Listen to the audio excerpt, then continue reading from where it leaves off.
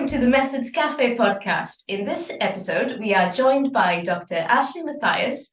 And Ashley, I think I pronounced it correctly this time, did I? You did. Thank you. Ashley is a scholar of communication, and her work brings together cultural studies, media studies, and visual rhetorical criticism through the lens of feminist theory. And this is to explore the material effects of cultural production and consumption online. Her research areas include the digital cultures of the alt-right and other groups, with a goal of better understanding how gendered logics are used to promote racial hate, discrimination and violence. We are also very lucky to have Ashley here as a colleague and a fellow member of our multi-disciplinary cyber threats research centre at Swansea University. Welcome, Ashley, officially. Thank you for having me, Sarah. So excited to be here. It's great to talk to you. So, in particular, in this episode, we would like to discuss a paper you authored, which is entitled Shieldmaidens of Whiteness, Alt-Materialism and Women Recruitment for the Far Alt-Right. It's actually alt-maternalism, which it's totally okay. I had a professor when I was writing the paper always say new maternalism for one of my pieces, and I'm like, no, or it's new maternalism, not new materialism. See, even I'm doing it. Those things. So maternalism. Maternalism. About motherhood. Yes, and I knew that. Just obsessed with materialism as well. Anyway, so the paper focuses on the discourse of a prominent far alt-right woman. She's a Russian-American woman called Lana Loktev. Is that correct? Yeah. So Loktev, her far-right and conspiracists, white supremacist content has reached a fairly global audience. So this paper is focusing on, I suppose, her narrative. Can you tell us a little bit about the methodology that you use for the paper?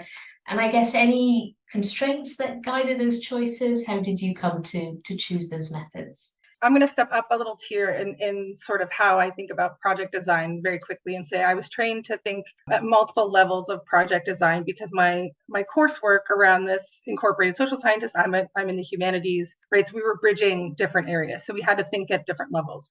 So the paradigmatic, right, the methodological and methods are sort of the three areas to think about in terms of what ultimately become methods. And paradigms really are sort of guiding frameworks. And for me, that's one of them is intersectionality theory as a paradigm. And it guides the way I sort of ask questions and select topics and think about research design. So for this project, right, that paradigm shapes questions around how does gender intersect with other structures of power like race and whiteness and women's narratives about their role and far-right extremism. So I'm looking at how those intersections work together to produce outcomes. And then methodologically, my preference is that I tend to favor what are called grounded approaches to reading and analyzing text. And grounded approaches basically seek to develop analysis through allowing themes to emerge from the text itself, rather than imposing sort of a predetermined model and looking for a correspondence afterward. So in particular for this project, a grounded approach, I think, better highlights the extant text, right? Keeping true to the speaker or author's words. And in fact, when I presented the materials at conference, I used video clips directly from the speech in place of reading quotations. So the audience could hear her intonation, could hear what she was saying to sort of match that against my arguments, right? It allows for very sort of an interpretive reading that has to remain true to a text in a specific kind of way.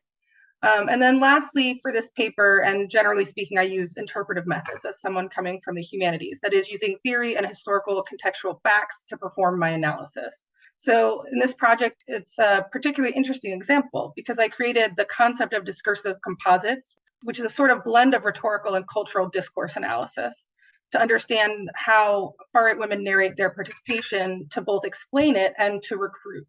So how did this work? So first, I did a ton of reading of primary and secondary sources. Primary sources were texts from far-right women, influencers on public social media platforms, their video blogs and things.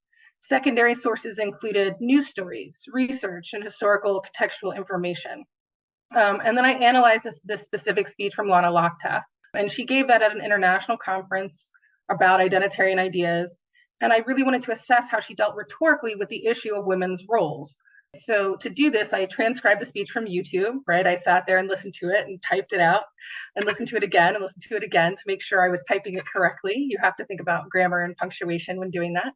Then I hand coded the text, right? A single speech is not big enough really to use a sort of computational method or system to code. I've even hand coded up to like 500 pages before. I don't suggest that. But there are actual tools you can use to code if you have larger volume data. But when you're coding qualitatively, you're reading whole pieces of text and looking through at the narratives. And I love my color-coded Sharpie highlighters because that's what I use when I hand code text. I love them. And so once you do that, you can start to see the colors on the page and see themes that are emerging. And I was specifically looking for themes related to gender, right? That included talk about women, talk about men, talk about homophobia, right? All things related to gender, to then see what was in the text and how it fit together. Because I wanted to see what themes, which I call discursive strands in the text, how they shaped the argument, which ultimately becomes what I call the discursive composite, right? I identify 3 themes that come together to be the framework for the talk. So ultimately, my hope was to be able to utilize the discursive composite as a model for future application, right? So that's not grounded. So, you can leverage grounded theory to get to not grounded models, which is actually a very profitable way to do the two together. So once the themes and their relationship was apparent, I interpreted their meaning, both directly and in the historical context of extremist thought and racism in the US, because I'm looking at US context. And interpretation is very much in cultural studies, media studies, and visual rhetorical studies about context and reference. So for context in this project, I used historical texts about women's participation in extremist and racial movements, along with particularly Black feminist texts and Black women's speeches and writings historically about white women's participation in racist extremism. And I also used a good chunk of contemporary news sources.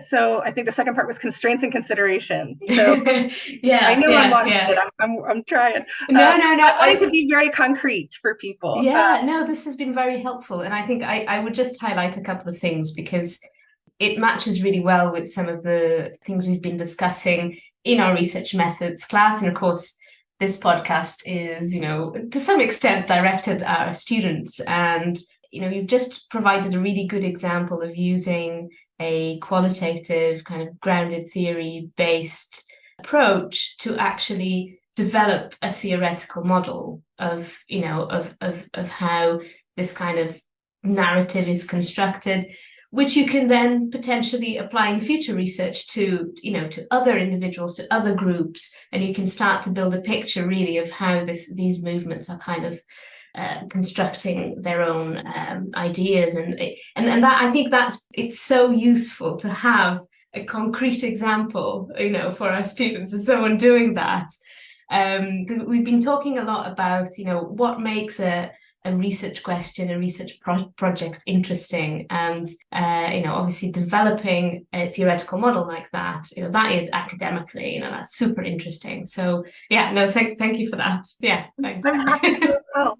So what's really important about models grounded in or using grounded theory developed that way is they're rooted in the thing itself, not a model from outside that you're trying to make fit, so that when you get outlier data, when you get things that don't fit later, that can lead to other really interesting explorations of why didn't it work and what happened. So I'll talk about that a little bit more later. But constraints and considerations that I have to think about, right? So I do my work manually. I cannot assess really high volumes or big data in the same way, at least not very quickly, right? Which is difficult in social media context, right? That's why computational approaches and quantitative approaches are used quite often. But I will say it's intrinsically important to do non-computational studies that are deep dives, close readings, ethnographies, and qualitative research about online extremism and online digital cultures. And a proof of this is when I first presented these findings at a Voxpol conference, there was a computational scientist there on the same panel, and he had found the same themes in his work on Stormfront, which is a Canadian right-wing website that I found in my work. So our respective papers inadvertently, but very happily, corroborated each other's findings, thus strengthening both our claims, right? So the two can be used in ways that support the work from an academic standpoint and from an understanding standpoint. So it's really important to think about in online research when a more deep dive is needed and when a sort of broader picture is needed, because that can help you determine methods as well. Like we have someone at CYTREC that does both close reading and computation. So the second sort of big issue in deciding sort of what to keep in and what to exclude in terms of data and analysis. And with online research, there's often huge amounts of data to sift through. So for this paper, even though I had read many and seen many pieces of media. I was looking at a lot of data. I chose to focus on an exemplar case and speech for this, particularly because I was trying to build into that discursive composite, right? So someone sort of master speech that gave me all the parts, right? Because other videos would give me a single part, but not all of it. So you can do that. You can choose to write about one part of a project or a larger summary of the project, and you can use those things to cross-check each other to make sure that you're replicating your findings or that the findings are replicable. And then the third is the ethics of online research. So online research ethics are fairly murky. It's in some places there's very strong ethical review, in other places, like in the US institution I came from, I wasn't working with human subjects specifically. I wasn't interviewing people, so I didn't have to pass institutional review, right? I obviously talked to my department, but I didn't have to pass a formal review because they focus on human subjects research. So you have to do a lot of thinking about what you're comfortable with, even if it's ethically acceptable according to your discipline. What are you comfortable with? So I favor working on well-known public figures on public platforms as an ethical measure in my work. And if you think about that, right, some of the types of issues is, while technically a Facebook group can be public, right, you might want to ask yourself, do the members of this group understand or expect their discussion and their media to be used by research as a public communication? Is it ethical to just lurk there and see what they're saying without providing them informed consent? Is it safe for the researcher then to provide informed consent if it's an extremist or criminal online community, right? So there's a lot of factors that go into that. And a lot of people who do textual research tend to favor this like clearly public platform, clearly public person sort of discourse, because it helps us navigate that. That doesn't make that the best answer. It's an ongoing discussion is more what I would say. And then fourth, in online extremism research, things move pretty quickly. In online research general, right? Online life moves quickly. So speed to publication can often be an influencing factor, especially if you're working on sort of questions around prevention or countering. It's at least a big factor in choosing how to do the research and project design, and then what outlet to put it with. So those are also things to think about, because like for me, my research can take a lot longer because it's manual. So I have to think about, is this topic something where I need to maybe do a shorter piece on a blog post suggesting an answer before I publish an academic piece because it's important. So those are some main considerations. And yeah, brilliant. I think some of the points you touched on there are going to be super useful for our students again. One thing you mentioned about kind of choosing, I guess, the best possible data to answer your question, and you've got all of this data online, and you're going to focus on, the data that will help you the most in answering the question. And that's a theme that's come through in multiple of these methods cafes. So it's a recurring theme here. And I think this tip you've just given us of focusing, if you're going to do online research, and particularly if you're going to research, extremist controversial groups, the idea of focusing on the well-known figures, or perhaps even if it is a group, their official outlets, rather than perhaps what people are commenting back on their posts. There is a choice there to be made about whether to harvest everything, including all the comments, or just the official communications. And that, I think, I hadn't thought about that from an ethical perspective. I think that's going to be very helpful, because I know some of our students are thinking of doing similar things. Yeah. Well, and so in prior work, I have done commentary responses to like a posting before. And I think it's okay to do that, but then you have a different set of considerations. How do you represent even the handles, right? People could be harmed potentially if someone knows their handle in the platform. Another sort of debate is I've seen papers come out that reference this paper instead of referencing the primary source, with the argument that they don't want to send people to the primary source, right? So there's some complicated tensions between sort of normal academic practice and how online research, particularly for potentially problematic things, works, and that are still being negotiated. So my argument would be, you need to be reflective about what you're doing and why, and transparent about how you've done it, and consider people online as people the same way you would if they were offline. So they have to be afforded those sort of protections, right? It's just because it's virtual space doesn't mean it's not community. And so that's one of the arguments, like, I don't do in-place community work, except I kind of do. Yeah. And the digital space makes that tendentious, is the word I'm looking for. Right. I thought we'd talk a little bit about I suppose, the results and takeaways from your paper. So the next question is essentially the paper problematizes this at least assumed tension between for women in the far alt-right movements, who on the one hand they participate, they're visible, they're leaders in the movement, and on the other hand, and perhaps this is an assumption, but anyway, they are part of a movement that is characterized, as far as I understand it, by misogyny and kind of very traditional notions of women's role in society.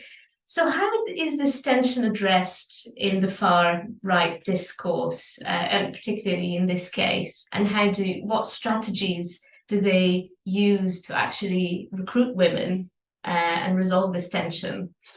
Sure. So this is like one of the really interesting complexities I found in the research, which was initially spurred by news articles about some far-right women influencers complaining about misogyny they were experiencing from far-right men online. And sort of the wider response to those complaints was like, well, it's a patriarchal misogynist culture. Why are you surprised this is happening? For me, though, I wanted to understand what they expected to happen, right? If this was their complaint, why, given their general anti-feminism, they would risk making claims about misogyny, and how they were narrating the ideology around their roles. For this issue, the in-depth speech I examined, right, is really important because she's speaking to a room full of men at this Identitarian Ideas conference about women's roles, but also says that there are women watching remotely from home because they're ostensibly too afraid to go out in public because, society demonizes them. So in this case, Lockdown has to weave together arguments that both catalyze women's engagement, but don't alienate the men that she's speaking to in person. So it's a very sort of unique set of parameters. So as we think about how she's articulating what I've referred to as the narrow path between action and submission, she's trying to guide women through. And that guidance is one of the ways she's trying to recruit women, is to say, you can do this. There are sort of two angles of importance within that question that I push on in the paper and my other work. First is the sort of lasting perception in some research and policy that women are not active participants in extremism because they're passive women. And second is the issue of understanding how the women themselves are framing their experience and agency, which are two places we weren't really looking. So for the first aspect, the issue is related to how people perceive or understand active versus passive behavior related to extremism, which is often defined, at least in the US context that I researched, through criminal and violent behavior. The women engaged in far-right extremism do not narrate their engagement or agency in that way. Many specifically claim themselves as agentic actors taking on important roles that they view as active, but they're roles that they also view as appropriate to their gender. So they see themselves as active proponents. We just don't understand them that way because of our sort of rules and categories.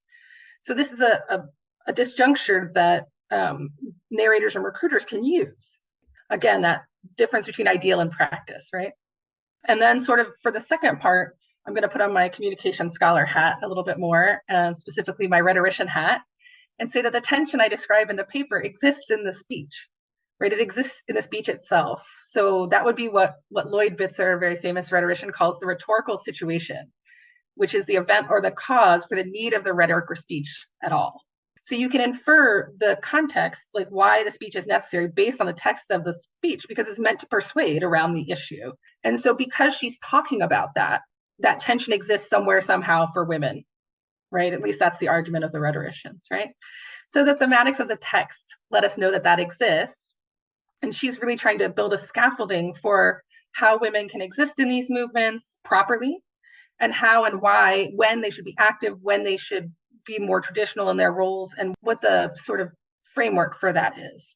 So the big thematic where she bolsters this is this idea, what I call mythic women of myth and legend, right? The Shieldmaidens, the Valkyries. So there's a whole thematic around these women. In the UK context, often they use Boudica as the example, right? Yes. And the implication is that in exceptional times that call for exceptional measures, women need to stand up and they need to be part of this, but that they realize this is fleeting.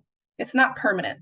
They're not seeking to lead or step outside of their naturally feminine roles in any sort of ongoing way, but simply to stop an immediate threat. So the women of myth and legend used rhetorically position action as one, an urgency in relation to extreme threat, two, temporary but appropriate via historical mythological example, role for women, and three, as a practice of exemplary women, which works to destabilize women's active roles as an internal threat to male power and leadership. Women shouldn't really lead, but we have to step up because the threat is that big. But what we really want is, to go back home and be mothers. We're being forced into this, but we will step up and take care of our race. Yeah. So that's sort of how that part of the thrust is held together. It's also sold along very traditional lines, which we could talk about a little bit more, but like motherhood and the special place of motherhood and how women are valued. The third discursive strand is like Western civilization as men's ultimate romantic gesture. So there's some romanticism and some sentimentalism embedded in that creates this sort of framework.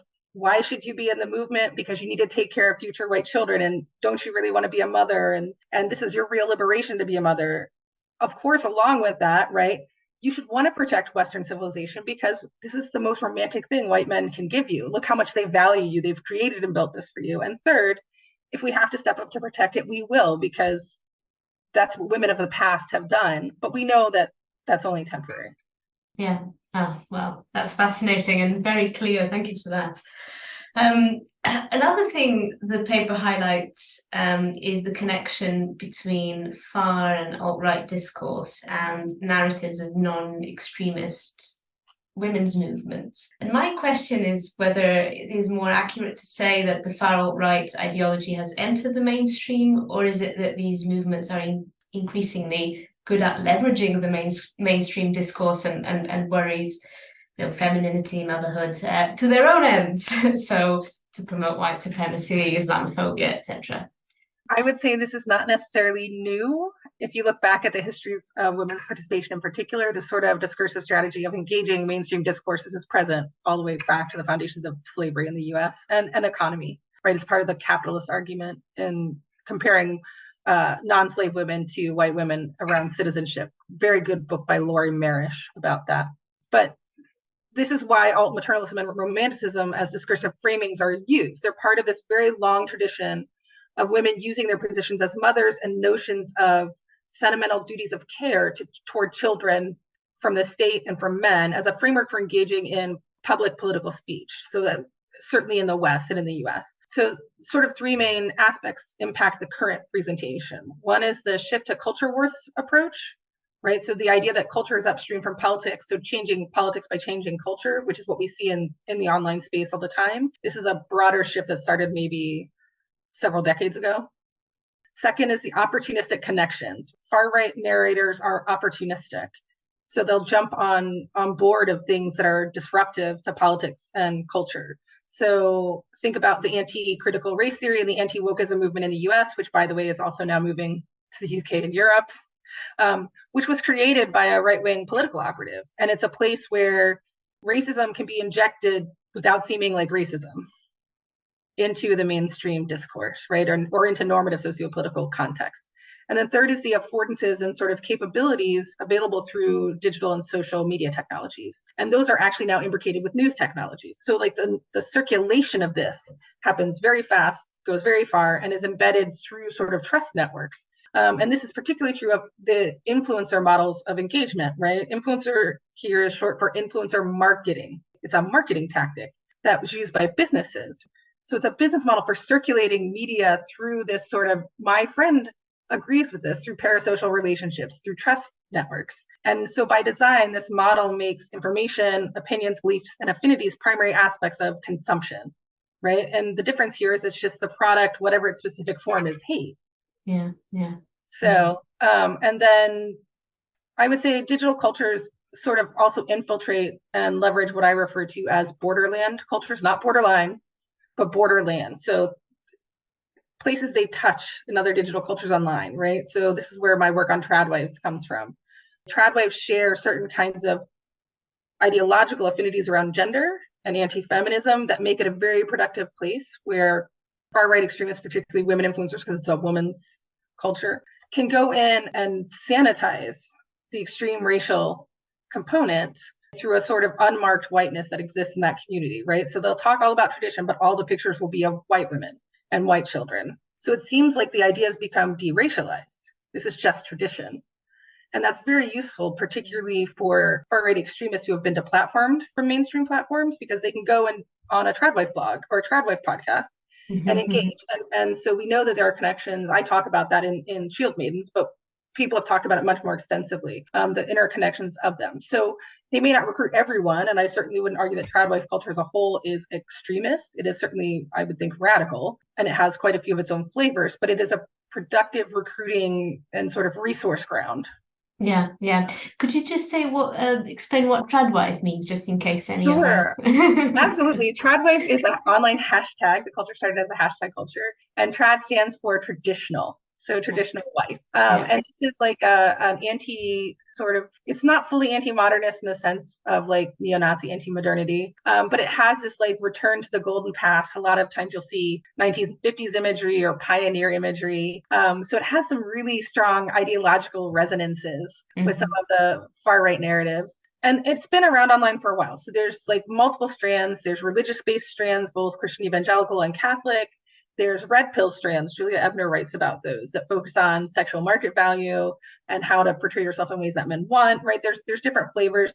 And then there's this sort of extremist strand, because extremist influencers haven't been engaging with it for a long time. And I want to say this actually broke February 2020, like the big story. There's a British tradwife that became very famous in a Guardian article. So it's pretty easy to find in the UK context. And it sort of blends this idea of national tradition, which makes inroads for nationalism in interesting ways. Yeah. Brilliant. This has been a fantastic discussion. Yeah, I think our students are going to take a lot away from this. I certainly have been scribbling away some notes. I'm going to reread your paper now that we've had this chat, actually. But I did have one final question, which is whether you've got any top tips for our students or anyone else out there who may be starting out in research. I suppose our students focus on social legal research, but I suppose any sort of social science research. Yeah. Sure. So I would say first, it's sort of at the basis of all research, and I tell this to my own students, focus on the projects that are interesting to you, not necessarily what you think is academically interesting. And I'll tell you the reasons for this in a minute. But like for me, it's things that upset me, usually things that I find unjust or unfair or wrong. So that's like an indicator for me of what I might want to follow up on. But other people, it's things that they love and are passionate about, right? But focus on what's interesting to you. Because the question of interesting is a framing and approach issue, not a topical issue. And you'll be more successful doing solid research and being engaged over time if you care about and have a motivation to study what you're working on. And that's really true for darker subject matter, like extremism, crime, or violence. If it's something you want to do for a long time, you need to have a reason to want to do it. So always be guided in your research by what you're passionate about. And the rest of it will, you can help fall into place by finding the right mentors, the right collaborators, and different things. Second, I would say, take time to do reflective work in designing and executing your research, sort of what I talked about earlier. Really think through the whys, hows, and whos of what you're doing and what you hope to achieve. And this includes ethical research and researcher safety. Sort of the third, and there's only four. So the third one is be curious, especially when something seems to not work. What data resists, or like when your data resists a model or an analysis doesn't come out like you hypothesized, be curious. Outliers can actually be the basis for really groundbreaking work. If not, you're still learning from the process, even if it doesn't work. So like it doesn't work every time, and sometimes that's good too. An outcome is an outcome, even if it's not a good one. And then pace yourself. There's a mountain of work for everyone to do and a long path ahead. And you really want to make time to ensure that your mental health and well-being are good, and you want to take breaks and rejuvenate, because you'll come back to the work better. This is sort of like what they're showing in these test cases on the 4-day work week. That little bit of extra time makes you productive in your working time. Apply that, because it can be really easy to become immersed.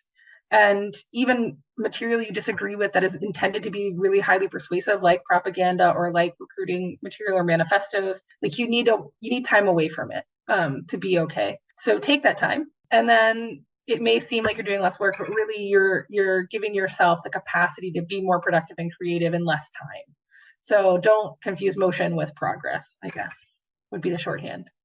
Amazing. So be Passionate, reflective, curious, and self-caring. That's beautiful. I want that on a poster. T-shirt. I think we need a T-shirt for CYTREC. Yes. Thank you, Ashley, so much. This has been great, great conversation. Great to chat to you. And I will pop the link to your paper in the show notes so people can read it in full. And perhaps you on social media? Can people follow you? I am. I'm on Twitter. I want to say it should be at AA_Mathias, I think, or just AA Mathias. I'll find it and put it on other notes as well, so people Terrible. can... I don't know my own Twitter handle anymore.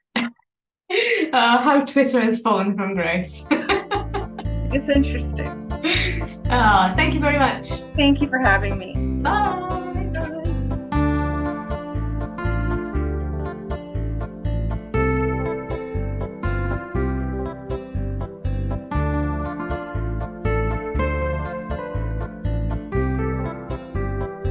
It's actually Mathias, or Mathias. As my partner says, a very bad American pronunciation of a good German name. Perhaps I should start again. I'm going to start again.